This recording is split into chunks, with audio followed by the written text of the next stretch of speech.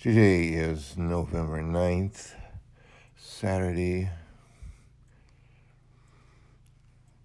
20 minutes of 8 in the morning. And I'm sitting here, and last night all of it dawned on me what exactly Christina and the board was doing, according to them. And note that before the Karen incident of Christmas area 2018, she was behaving as the relationship was ongoing and was a usual thing. But when she called me into her office and she was fishing around for something, I have feelings about her or something, and I said I couldn't remember what it was from what she said.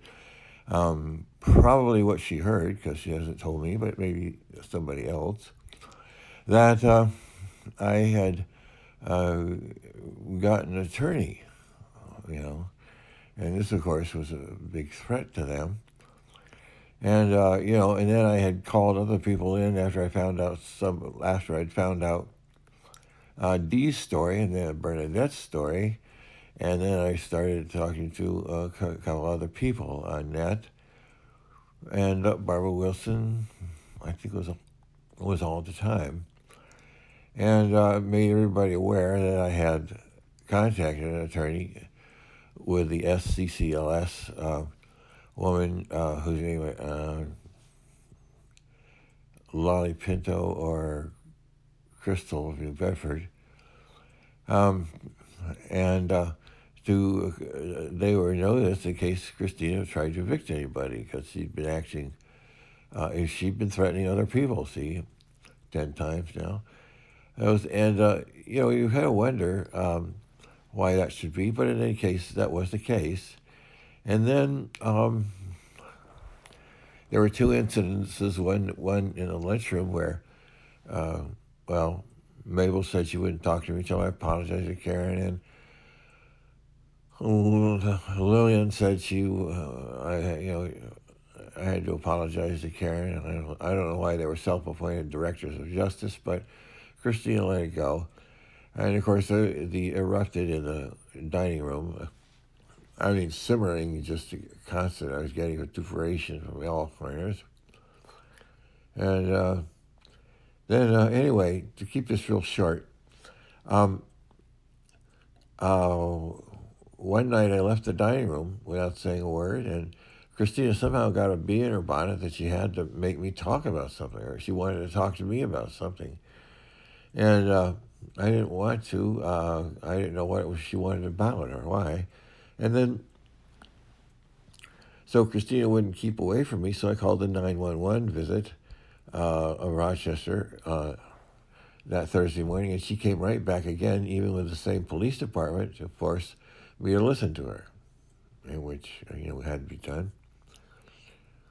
And then I note in the narrative that it says that Sean is, believes he's being, we're gathering information about trying to evict him. That wasn't true. And in the paragraph just below that, it says they've already drafted a letter of eviction by the board, and sent to me, and it wasn't, and nobody said anything about it. So it's obvious that they were interested and had already considered evicting me. And then they said it had been forwarded to me, which it hadn't, so this made me doubly concerned.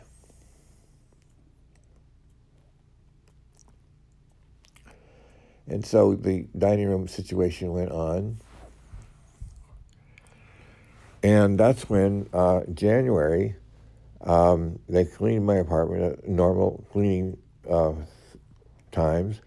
And then in July, they sent another thing in to have me clean the apartment. And as you see from all the videos, it's mine was cleaner than anybody, probably at Maxim's house, before that cleaning. So the question is why? And so yesterday, or this last week, um,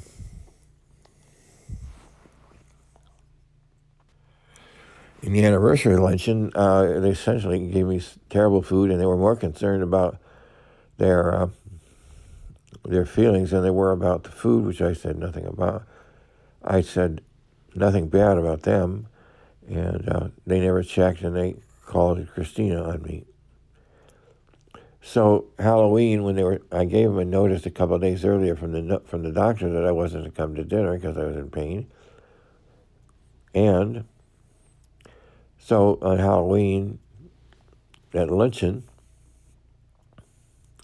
I waltzed in and said, well, where's my plate? They said we notified you, and what they were talking about were just pieces of paper, memos of various events.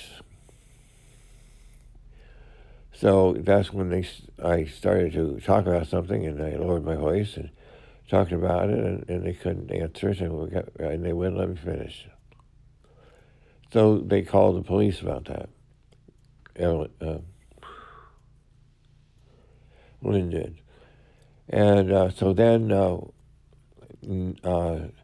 on Saturday, Annette had been a very friend of mine, and I'd sat with her a number of times after that incident where the Monday before, November 2nd or so, Christina was staring at me, just staring and trying to sound like she was trying to learn the conversation that was going on.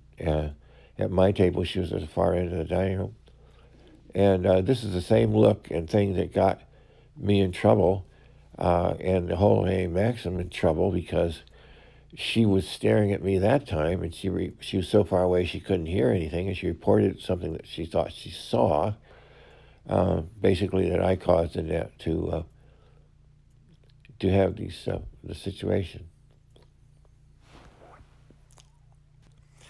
So anyway, on Saturday, Annette hadn't answered her door or telephone, and so I made a wellness check, and that's when Peterson showed up and just lambasted it, verbally shouting at me in my face and jabbing his finger and everything.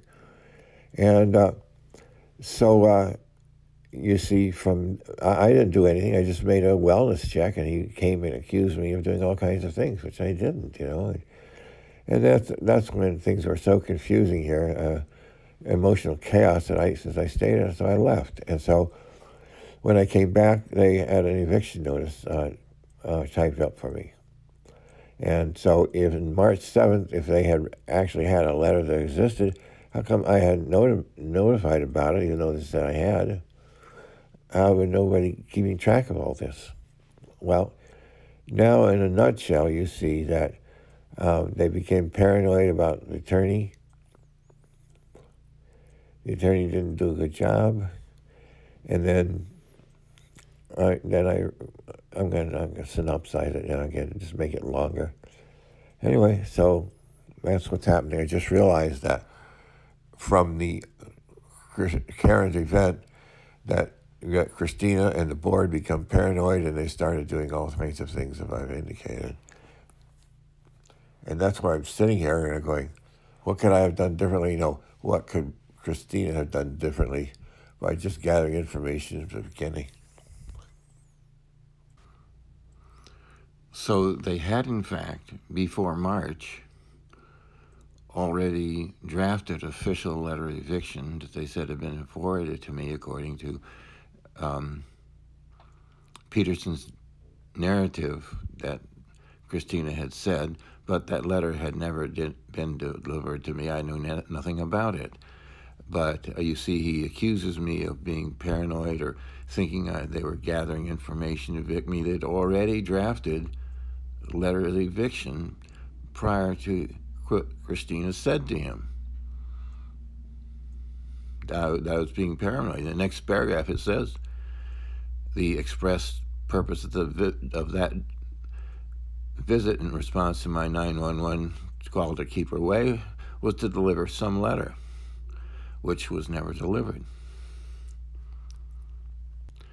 So then a lot of their activity of trying to figure out where I was and what I was doing, and having everybody, Dee couldn't be seen with me anymore, and because she'd been part of the story that I'd heard that Christina had threatened to take her to the board, along with threatening everybody else here.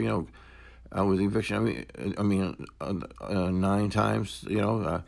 Other residents, and it's just nobody's listening to the residents. Because everybody believes Christina. But now you see from Peterson's narrative about what he was told by Christina that they were interested in gathering information about me. They'd already drafted a letter of eviction, which hadn't been sent to me. That would explain the double healing, the double cleaning that had been done by their staff, by Lynn and Dee, only 2 or 3 months earlier, and this big deal about water spots. I mean, if that's not a contrived thing to report, it needs to be done, because it'll always be there. I mean, if you take a shower, you'd have to be Windexing the handrails and the chrome fixtures all the time.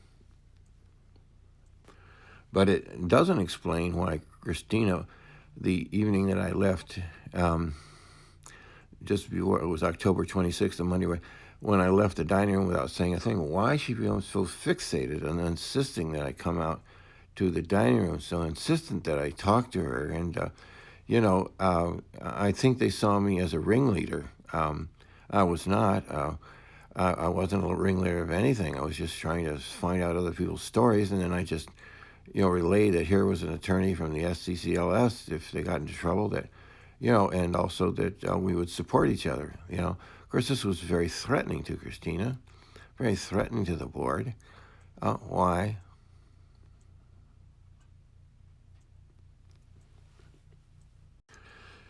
So anyway, they never listened to my point of view, and now they've come up that they've actually delivered me a notice of termination of residency, and I'm thinking, I don't see why. Given what they're doing, I don't understand. I'm not doing anything wrong. I wasn't doing anything to undermine their authority, as they must appear. I was minding my own business, but Christina was threatening me with eviction, and other people here too. What are we supposed to do? Of course, we got an attorney, because it was, it's not as though we were, drinking in the halls like one resident had done some years earlier. So that's kind of the situation right now.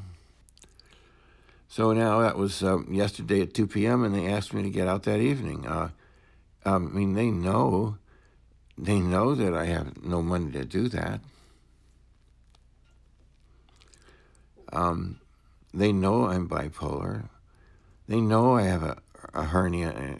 It's out right now, in and out. I push it out during the day. And did I have surgery? I have indicated I have surgery coming up as soon as it's possible.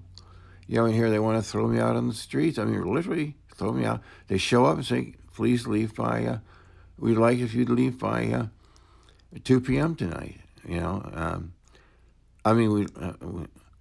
was 2 p.m. and would I please get all my vacate the apartment by that day. And now you see, after we get the temporary stay of execution restraining order, that the attorney says, we're willing to talk about this in terms of time. And I'm going, well, I guess, and I indicated to Christina on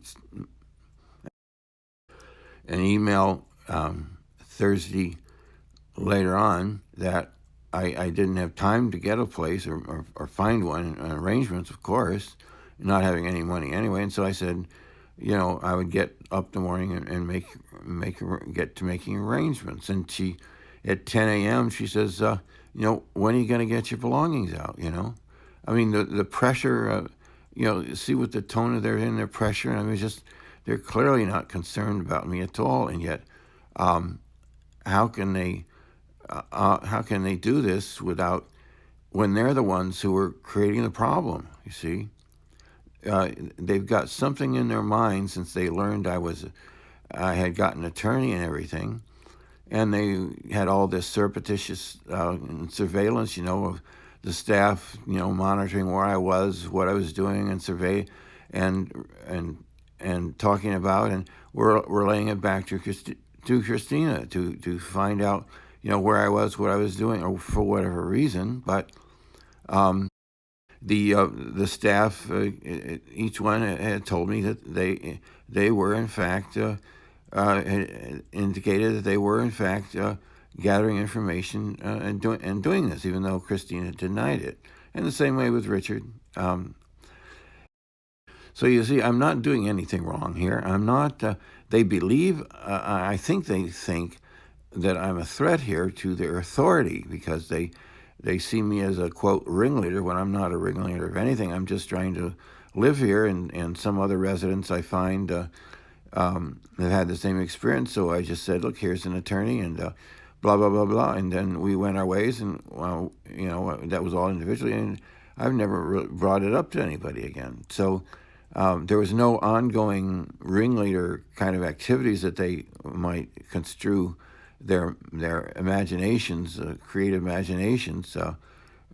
Christina obviously is a bit that way, and obviously the board is too, because the board doesn't realize that everything that she's reported to them has been a one-sided hearsay. It's Christina has never been present in any of those instances, and she's never asked me about the veracity of those other people, or that, or even asked me straight out what I thought or what I said or did. So, you see, I don't see why I should be being asked to leave here. I mean, aside from the fact that I don't have any money to go anywhere, and I'm totally permanently disabled because I'm being bipolar 1, and I've got the hernia that I'm nursing and just waiting for a few weeks to get this done. I don't see how they can do that, And then the guest was removed out of the phrase was removed out of the residence handbook, and now that guest is where it's no longer there yet, and how long that's been gone, I don't know, but. Now you see in the notice of termination, it says, we are just a guest, and I signed an agreement that I was a guest, or in there it says I was a guest, and I signed agreement to the whole document, and now the director is bringing it up that since I'm a guest, they can just arbitrarily throw me out and expect my belongings to be out within a few hours, when I've been here for 10 years. And so that's kind of the situation. I just don't think there must, I don't know what's going on. So anyway, I'll let the attorney hear this, and if this goes to court, this will be part of that. And I'm not doing anything wrong here.